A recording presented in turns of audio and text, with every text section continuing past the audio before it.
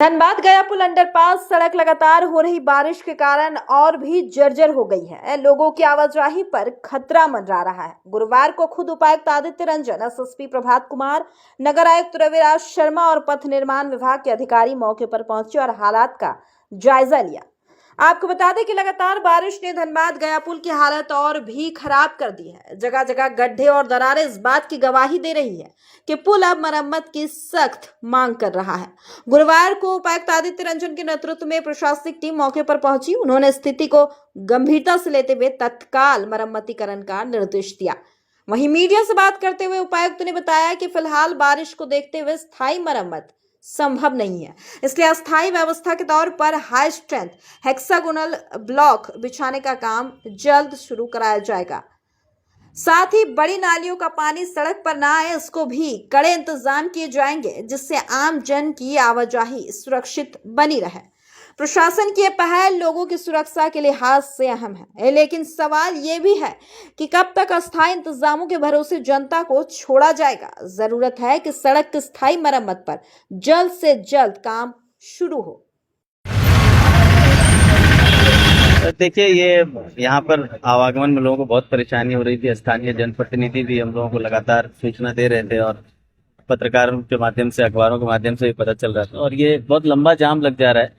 तो हम लोग प्रॉपर ट्रैफिक के लिए भी एसएसपी ऑफिस से काफ़ी कोशिश हुई है, पर परमानेंट सॉल्यूशन के तौर पे हम लोग चाह रहे हैं कि इसमें हेक्सागोनल ब्लॉक लगा दें। और लॉन्ग टर्म सॉल्यूशन ये है कि पानी का रिसाव यहाँ बंद नहीं हो रहा है, क्योंकि आसपास की ज़मीनें थोड़ी ऊंचाई पर है। तो हम लोग कोशिश कर रहे हैं कि लॉन्ग टर्म सॉल्यूशन इमीडिएट देखते हैं। भराई का काम चल रहा है, कोशिश करेंगे कि ये रास्ता स्मूथ है। देखिए, दो समाधान है। एक तो अलग से एक रूट भी बन रहा है, उसका टाइमलाइन 1 से 2 साल है। वो राज्य सरकार की योजना है और बहुत महत्वाकांक्षी योजना है, बहुत सोच समझ के किया जा रहा है। तो आधी ट्रैफिक तो उधर चली जाएगी, पर वो 1 साल 1.5 साल लगेगा उसमें। इमीडिएट तौर पे हम लोग प्रयासरत हैं कि जो इमीडिएट व्यवस्था है उसमें पहले तो आजकल के लिए कुछ छोटी व्यवस्थाएं करें, और इस रास्ते को हमेशा से अच्छा करने के लिए पेवर ब्लॉक जो लगेगा, जो हाई स्ट्रेंथ का होगा, ताकि गाड़ियां चल सके उसमें, ताकि पानी का रिसाव होने पर भी रोड खराब नहीं।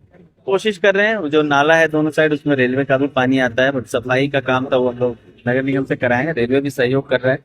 तो मिल के रेलवे और डिस्ट्रिक्ट एजुकेशन बिल के इसको सॉल्व करें। देखिए, उसमें बजट का था, बजट रेलवे द्वारा डिमांड किया गया, वो हम लोग दे रहे हैं। रेलवे तुरंत काम शुरू करने के लिए उन्होंने आश्वस्त किया। मुझे लगता है वो लोग अभी बारिश भी एक समस्या है क्या? बारिश के बाद का प्लान यहाँ क्या? नहीं, ये इमीडिएट एक सोल्यूशन तो अभी करेंगे इसी वीक में। लॉन्ग टर्म सोल्यूशन जो है बारिश के बाद टेंडर वेंडर करके होगा। नहीं, 2-3 दिनों से मैं नहीं था, विधानसभा में भी चला गया था, उसके वजह से थोड़ी देर हुई। लेकिन मैं जैसे ही रात में आया, सुबह यहाँ आकर के हमने देखा, और नगर निगम से आरसीडी के कार्यपालक अभियंता से काफ़ी लंबी बातचीत भी हुई।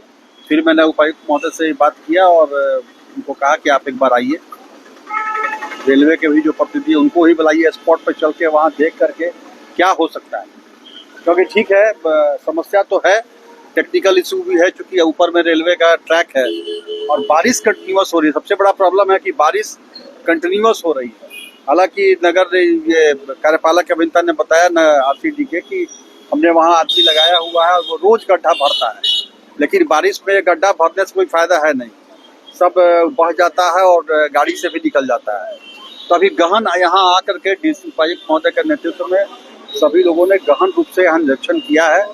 2 फेज में प्लान बना है। एक तो ट्रैफिक को भी यहाँ ठीक ढंग से देखना होगा, दूसरा तात्कालिक रूप में रेलवे से बात करके, उनके पास आयरन शीट है, उसको बिछा करके, जिससे कि थोड़ा स्पीड कम हो लेकिन स्मूथली गाड़ियाँ पार करते रहें।